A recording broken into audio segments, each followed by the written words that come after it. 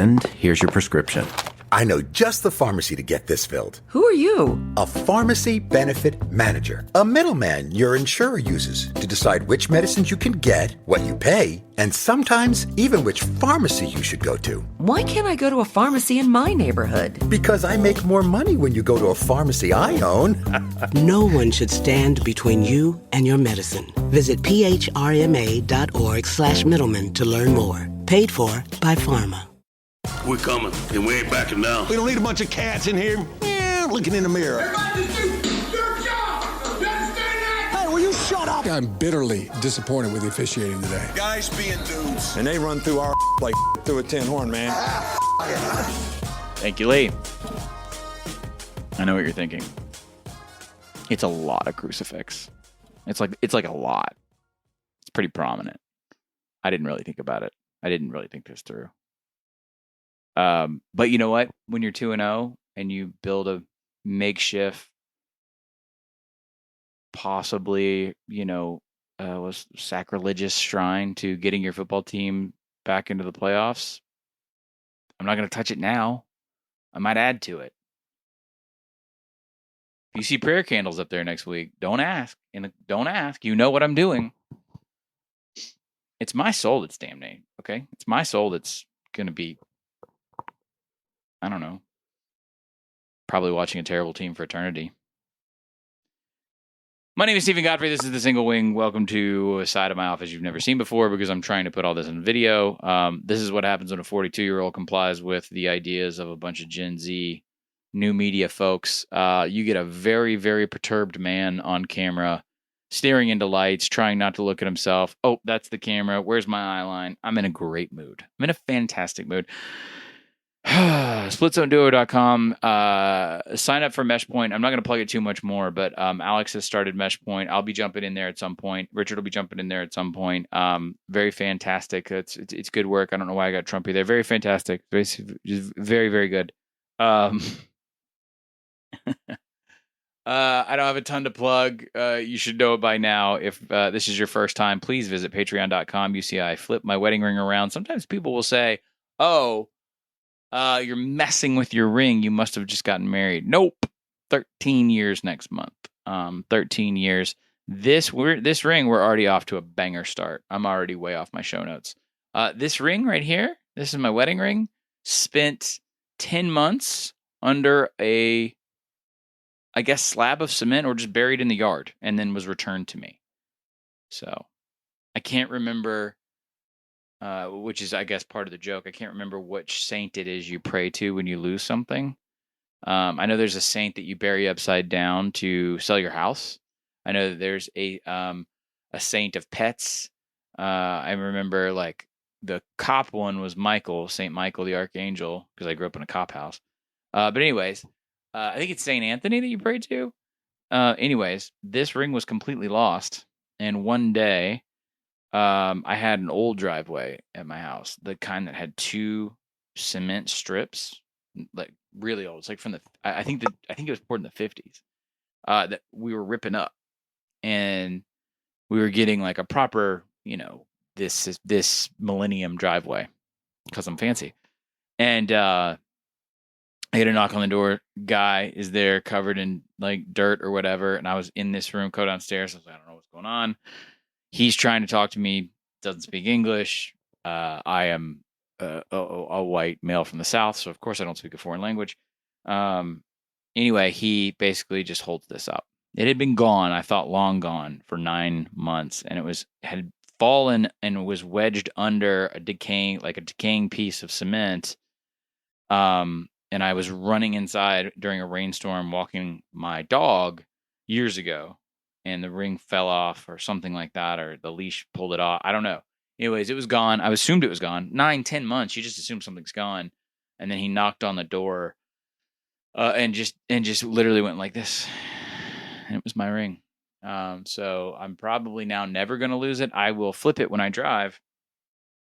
It will fall into the seat of my car, rental car. Sometimes I'll have to go fish it out. It's a terrible habit. I do it all the time. Now that I'm on camera, you can see it. It'll be like a month and a half before I'm comfortable with this, and that's a lie. It'll be a month and a half before I just stop derailing myself because of the recording software. I'm watching this and trying to edit in real time. And I used to be a writer. I used to put words on paper. Not good, but that's all I had to do. And then I would just go home. I swear to God. How many times do you think this logo is going to flip off my TV? You think it's going to like blink out? I bet you it happens once in this show. Okay. I don't have anything else to plug. Big show this week is going to be a lot of Pac-12. Wrote a column about the Pac-12 over in the Washington Post for obvious reasons if you've checked a schedule. I want to talk very briefly today about, even though I just did 2 solid minutes on my wedding ring, I could do my Fitbit too if you'd like. I want to nip a meme in the bud. I don't know if it's a meme so much as it's a misconception. Some of you youth, or just some of you misinformed, have been attempting a comparison between the nascent 2023, don't know why I did that season, with 2007. If you are not familiar with 2007 and you just like wiki it real fast, you're gonna be like, oh, okay, it was like a BCS year, and okay, LSU beat Ohio State in the Sugar Bowl. Okay, what? Okay, no. 2007 is the reason you don't define college football seasons by what happens in the championship game. That's the worst way to do it. And here's why. This is throughout the entire season. In 2007, there were 9 teams that ranked number 2 at one point. There was a cursed position in number 2. 9 in the AP or the BCS standings, okay? This is why it was the weirdest season ever. These were the 9 teams. Cal, USF, Boston College, Matt Ryan, Kansas, West Virginia. Now, there were some other schools in there that you wouldn't shock you, like USC, LSU, Oregon, Georgia, Ohio State, Oklahoma. Then you also had Missouri. Going into the final week of the season, it was like half, you would call it kind of regular season week because it was in December and some conferences had their championship games and then some just had regular season games. Okay, going into that, if you had just simmed through and one played 2, your national championship that year would have been Missouri versus West Virginia. That's the kind of year it was. So I don't know how to give you the URL because, of course, there wasn't like a simplified version of it. It's buried somewhere in the old SB Nation archives, but we all dug in on this a couple years ago and wrote a series, just a group of connected stories about 2007 about how weird it was. So that's the 13-9 backyard brawl game, okay? That's like the biggest border war game between Kansas and Missouri ever. That's Nick Saban and Alabama losing to Louisiana Monroe, okay? That is maybe the best Florida LSU game ever. That is, that might piss some people off. I don't know. This is, I'm trying to think what else we have. The fun thing about being on video is it looks like I'm staring at my crotch. I'm actually reading my notes. This is going to go so great, and I'm very excited about it. Hawaii went to the Sugar Bowl. Okay. Hawaii went to the Sugar Bowl. That happened. App beat Michigan. That was that year. Was the debut of the Big Ten Network. All these things, same year. Okay. So it was awesome, and I highly encourage you to go check it out. But this is not 2023. We're having some fun right now, guys. We're having some fun, and we feel the need to put a label on the fun. We also just have some plain old uncertainty.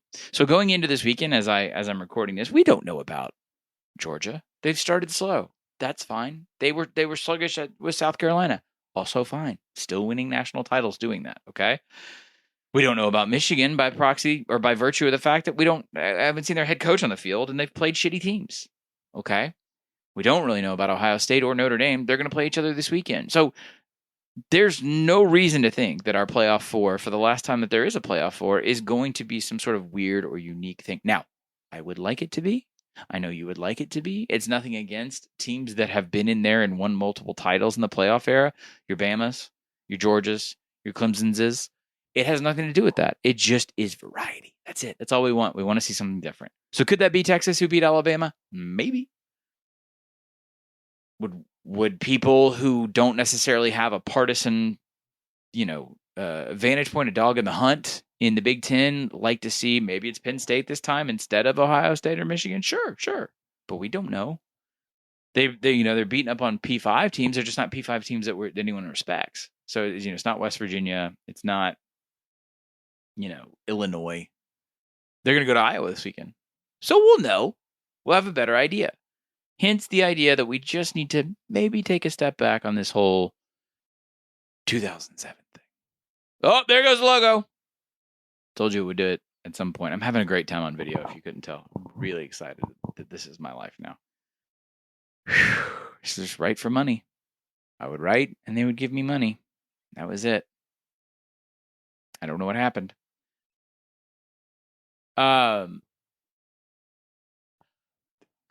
College football, sports. College football's our sport. Sports, I think, is the only place where you find this need to define the thing as it happens. Could be wrong, but I think I'm right. The way that we talk about our seasons in sports, so especially this one where you have 9 months of pent up speculation and excitement and anxiety and all this kind of stuff. And in our sport, we're in a state of perpetual existential dread because so much changes so often. So you have this buildup. And then you just can't seem to sit still. You can't seem to just let it play out. If I took you to a 2.5-hour movie and then somehow in the theater was able to pause it every 15 minutes, and then we decide the summary of the story being told, that would seem inaccurate and very foolhardy, would it not? And yet, that's what we do. That's what we do. We're trying to fill a space. It's, in a lot of ways, other than just money, the genesis of, I hope this leather chair that I'm sitting in, which is a terrible idea, I hope that's picking up on audio. I don't know if you could credit the neutral site kickoffs as an answer to this, but it certainly helps because a lot of people are like, hey, look, I don't know in the 90s if Florida's going to be national title good and they're playing crappy teams for 3 weeks before Tennessee. I get that. I think it had a lot to do with it. We are, but there are also so many teams we've talked about who are starting new quarterbacks, new personnel, new head coach, new whatever, new conference, who probably need to beat on Idaho or somebody for a week. They probably, they didn't need, I don't think Navy really wanted to go to Ireland this year. Okay? Just throwing that out there. Navy probably needed Wagner first. Just a thought. We are so unsettled by uncertainty in the sport because it's forced on us from the outside, from the managers, the stakeholders, the money people, the administrators, all of our villain roles, all of the black hats, that we, the protagonists, the fans and the players and the people we think are the churning engine of this thing, we can't sit still and enjoy it anymore. And it's not just this isn't a rant because people have said, oh, this is like 2007, it's like 2000. No, this is like 2023. It's not going to end up like that, not even close. There's not enough uncertainty and churn at the top yet. I'll come back and eat these words in 2 weeks if you start to see 1, 2, and 3 drop. 1, 2, and 3 drop. 1, 2, and 3 drop. I think the shades of 2007 might be evident in the fact that none of us feel good about anyone right now. If all or most of the smart people in this industry are saying, I think the best team might be Washington, no offense to the Huskies whatsoever, it's a weird fucking year. It's a weird year if we're all sitting around thinking that the best team in college football is Washington. Again, national title winner since I've been alive. It's not a slight. It's just that we really couldn't have fathomed that a couple weeks ago, a couple months ago. If that persists, and if you're looking for a recipe, I suppose I can give it to you.